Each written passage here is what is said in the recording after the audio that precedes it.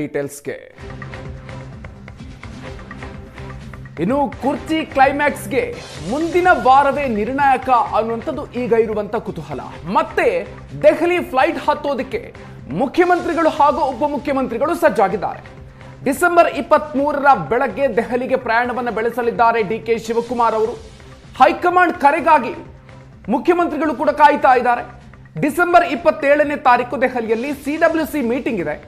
So ಆ CWC ಮೀಟಿಂಗ್ಗೂ ಮುನ್ನವೇ ವರಿಷ್ಠರ ಭೇಟಿಗೆ ಡಿಕೆ ಶಿವಕುಮಾರ್ ಯತ್ನಿಸ್ತಾ ಇದ್ದಾರೆ.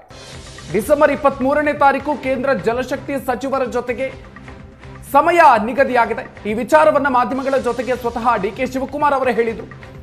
ನ್ಯಾಷನಲ್ ಹೆರಾಲ್ಡ್ ಕೇಸ್ನಲ್ಲಿ ಡಿಕೆ ಬ್ರದರ್ಸ್ಗೆ ನೋಟಿಸ್ ಕೂಡ ಬಂದಿದೆ. ಎರಡೂ ವಿಚಾರಗಳಿಗೆ ಸಂಬಂಧಪಟ್ಟಂತೆ ಡಿಸಿಎಂ ಡಿಕೆ ಶಿವಕುಮಾರ್ ಅವರು ದೆಹಲಿಗೆ ಹೊರಟಿದ್ದಾರೆ.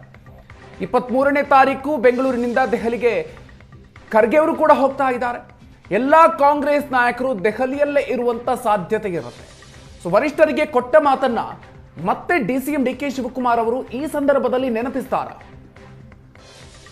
ಒಂದು ಕಡೆಯಲ್ಲಿ ಸಿಡಬ್ಲ್ಯೂಸಿ ಮೀಟಿಂಗ್ ಇದೆ, 27ನೇ ತಾರೀಕು ನಡೆಯುವಂತಹ ಮೀಟಿಂಗ್. ಅದಕ್ಕೂ ಮುನ್ನವೇ ಡಿಕೆ ಶಿವಕುಮಾರ್ ಅವರು ದೆಹಲಿಗೆ ಹೋಗ್ತಾ ಇರೋದು. ಇನ್ನು ಕುರ್ಚಿ ಸಮರಕ್ಕೆ ಸಂಬಂಧಪಟ್ಟಂತೆ ಕಾಂಗ್ರೆಸ್ ನಾಯಕನಿಂದ ಬಹಿರಂಗ ಪತ್ರ. ಮಲ್ಲಿಕಾರ್ಜುನ್ ಖರ್ಗೆ ಅವರಿಗೆ ಪತ್ರವನ್ನು ಬರೆದಿದ್ದಾರೆ ವಿಆರ್ ಸುದರ್ಶನ್. ರಾಜ್ಯ ರಾಜಕೀಯ ಗೊಂದಲಗಳನ್ನು ಆದಷ್ಟು ಬೇಗ ಬಗೆಹರಿಸಿ. ಕರ್ನಾಟಕ ಮಾಧ್ಯಮಗಳು ಮತ್ತು ಜನರು ದಿನನಿತ್ಯ ಚರ್ಚಿಸ್ತಾ ಇದ್ದಾರೆ. ಆಡಳಿತ ಮತ್ತು ಕಾಂಗ್ರೆಸ್ ಪಕ್ಷದ ಪ್ರತಿಷ್ಠೆಗೆ ಹೊಡೆತ ಬೀಳ್ತಾ ಇದೆ. ರಾಜಕೀಯ ಗೊಂದಲಕ್ಕೆ ಸಂಬಂಧಿಸಿದ ವಿಷಯವನ್ನ ಪರಿಹರಿಸಿ ಅಂತ ಹೇಳಿ ಬಹಿರಂಗ ಪತ್ರವನ್ನು ಬರೆದಿದ್ದಾರೆ. ಎಲ್ಲ ಹಿರಿಯ ನಾಯಕರೊಂದಿಗೆ ಈ ವಿಚಾರವನ್ನ ಚರ್ಚಿಸಿ ಮತ್ತಷ್ಟು ವಿಳಂಬ ಮಾಡದೆ ಆದಷ್ಟು ಬೇಗ ಇತ್ಯರ್ಥಪಡಿಸಿ ಅಂತ ಮಲ್ಲಿಕಾರ್ಜುನ್ ಖರ್ಗೆ ಅವರಿಗೆ ಪತ್ರವನ್ನು ಬರೆದಿದ್ದಾರೆ ವಿಆರ್ ಸುದರ್ಶನ್.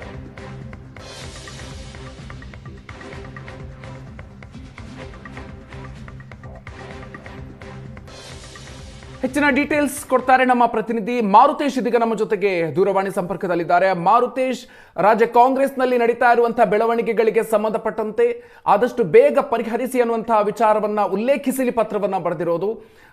ಏನೆಲ್ಲ ಅಂಶಗಳನ್ನು ಉಲ್ಲೇಖಿಸಿದ್ದಾರೆ?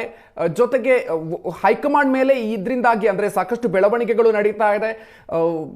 ಅಲ್ಲಲ್ಲಿ ಘೋಷಣೆಗಳನ್ನು ಕೂಗ್ತಾ ಇರುವಂತದ್ದು ಹೈಕಮಾಂಡ್ ನಾಯಕರು ಬಂದಂತಹ ಸಂದರ್ಭದಲ್ಲೂ ಕೂಡ ಅಷ್ಟೇ. ಸೊ ಹೀಗಾಗಿ ಹೈಕಮಾಂಡ್ ಮೇಲೆ ದಿನದಿಂದ ದಿನಕ್ಕೆ ಒತ್ತಡಗಳು ಹೆಚ್ಚಾಗ್ತಾ ಇದೆ.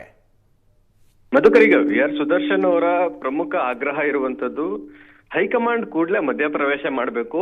ಈ ಅಧಿಕಾರ ಹಂಚಿಕೆಯ ವಿಚಾರಕ್ಕೆ ಸಂಬಂಧಪಟ್ಟ ಹಾಗೆ ತ್ವರಿತಗತಿಯಲ್ಲಿ ಇತ್ಯರ್ಥ ಮಾಡಿ ಅನ್ನುವಂತ ಒತ್ತಾಯವನ್ನ ಮಾಡಿದ್ದಾರೆ.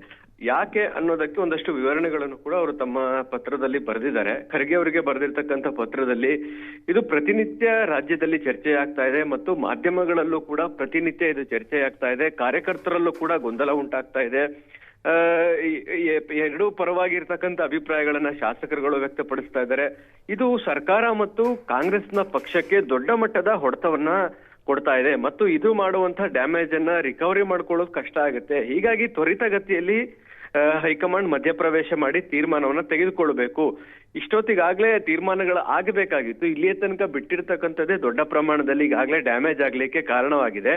ಹೀಗಾಗಿ ಈಗಲಾದ್ರೂ ಹೈಕಮಾಂಡ್ ಮಧ್ಯಪ್ರವೇಶ ಮಾಡಿ ಈ ನಾಯಕತ್ವ ಬದಲಾವಣೆ ವಿಚಾರಕ್ಕೆ ಸಂಬಂಧಪಟ್ಟ ಹಾಗೆ ತ್ವರಿತಗತಿಯಲ್ಲಿ ನಿರ್ಧಾರವನ್ನ ತೆಗೆದುಕೊಳ್ಳಿ ಅನ್ನುವಂಥದ್ದನ್ನ ಹೇಳ್ತಿದ್ದಾರೆ. ಯಾಕಂದ್ರೆ ಈಗ ಕಾರ್ಯಕರ್ತರಿಗೂ ಕೂಡ ಗೊಂದಲ ಆಗ್ತಾ ಇದೆ. ಮುಂದೆ ಚುನಾವಣೆಗಳನ್ನ ನಡೆಸಬೇಕಾಗಿದೆ. ಇನ್ನು 2.5 ವರ್ಷ ಸರ್ಕಾರ ಅಧಿಕಾರದಲ್ಲಿರಬೇಕು. ಹೀಗಾಗಿ ಈ ರೀತಿಯಾಗಿ ಗೊಂದಲವನ್ನ ಮಾಡ್ಕೊಳ್ತಾ ಹೋದ್ರೆ ಒಂದು ಮುಂಬರುವಂತ ಚುನಾವಣೆಗಳನ್ನು ಕೂಡ ಗೆಲ್ಲೋದಕ್ಕೆ ಸಾಧ್ಯ ಇಲ್ಲ. ಮುಂದೆ ಬರುವಂತ 2028ರ ಸಾರ್ವತ್ರಿಕ ಚುನಾವಣೆಗೂ ಕೂಡ ಕಷ್ಟ ಆಗತ್ತೆ. ಹೀಗಾಗಿ ಹೈಕಮಾಂಡ್ ಇದನ್ನ ನೋಡ್ಕೊಂಡು ಸುಮ್ಮನೆ ಇರಬಾರ್ದು. ಆದಷ್ಟು ಬೇಗ ಮಧ್ಯಪ್ರವೇಶ ಮಾಡಿ ಇದರ ಬಗ್ಗೆ ತೀರ್ಮಾನವನ್ನ ಕೈಗೊಳ್ಳಿ. ಆಗ ನಮ್ಗೆ ಅದನ್ನ ಪುನಶ್ಚೇತನಗೊಳ್ಳಿಕ್ಕೆ ಒಂದಷ್ಟು ಹೆಚ್ಚಿನ ಸಮಯಾವಕಾಶ ಸಿಗುತ್ತೆ. ನೀವು ಇದನ್ನ ಹೆಚ್ಚು ವಿಳಂಬ ಮಾಡಿದಷ್ಟು ಕೂಡ ಇನ್ನಷ್ಟು ಪಕ್ಷಕ್ಕೆ ಹೆಚ್ಚು ಡ್ಯಾಮೇಜ್ ಆಗೋದು, ತೊಂದರೆ ಆಗೋದು ಬಿಟ್ರೆ ಇದರಿಂದ ಲಾಭ ಆಗುವಂತ ಯಾವುದೇ ಲಕ್ಷಣಗಳಿಲ್ಲ. ಹೀಗಾಗಿ ತ್ವರಿತಗತಿಯಲ್ಲಿ ಮಧ್ಯಪ್ರವೇಶ ಮಾಡಿ ಅಂತೇಳಿ ಒತ್ತಾಯ ಮಾಡಿದ್ದಾರೆ. ಸುದರ್ಶನ್ ಅವರ ಒತ್ತಾಯದ ಹಿಂದೆ ಕೂಡ ಹಲವಾರು ಶಾಸಕರು ಇದನ್ನ ಒತ್ತಾಯ ಮಾಡಿದ್ದಾರೆ. ಇದನ್ನ ಸಾಕಷ್ಟು ದಿನಗಳ ಕಾಲ ಎಳೆಯೋದಕ್ಕೆ ಸಾಧ್ಯ ಇಲ್ಲ. ಹೈಕಮಾಂಡ್ ಬೇಗ ಮಧ್ಯಪ್ರವೇಶ ಮಾಡಿ ಇತ್ಯರ್ಥ ಮಾಡಿ ಅನ್ನುವಂತ ಒತ್ತಾಯವನ್ನ ಬಹಿರಂಗವಾಗಿ ಶಾಸಕರು ಮಾಡಿದ್ರು. ಈಗ ಮಾಜಿ ಸಭಾಪತಿ ಕಾಂಗ್ರೆಸ್ನ ಹಿರಿಯ ನಾಯಕರು ಈಗ ಪತ್ರ ಬರೆದಿದ್ದಾರೆ. ಬಹುಶಃ ಹೈಕಮಾಂಡ್ ನ ಗಮನಕ್ಕೆ ಈ ಪತ್ರ ಹೋಗುತ್ತೆ. ಯಾಕಂದ್ರೆ ಮಲ್ಲಿಕಾರ್ಜುನ್ ಖರ್ಗೆ ಅವ್ರಿಗೂ ಕೂಡ ಬಹಳ ಆಪ್ತರು ಅವರು. ಹಾಗಾಗಿ ಹೈಕಮಾಂಡ್ ಬೇಗ ನಿರ್ಧಾರವನ್ನ ತೆಗೆದುಕೊಳ್ಳುವಂತ ಒತ್ತಡ ಅಂತೂ ನಿಶ್ಚಿತವಾಗಿ ರಾಜ್ಯದಲ್ಲಿ ಸೃಷ್ಟಿ ಆಗ್ತಾ ಇದೆ Madhukar. Okay, thank you Marutesh ಡೀಟೇಲ್ಸ್ಗೆ.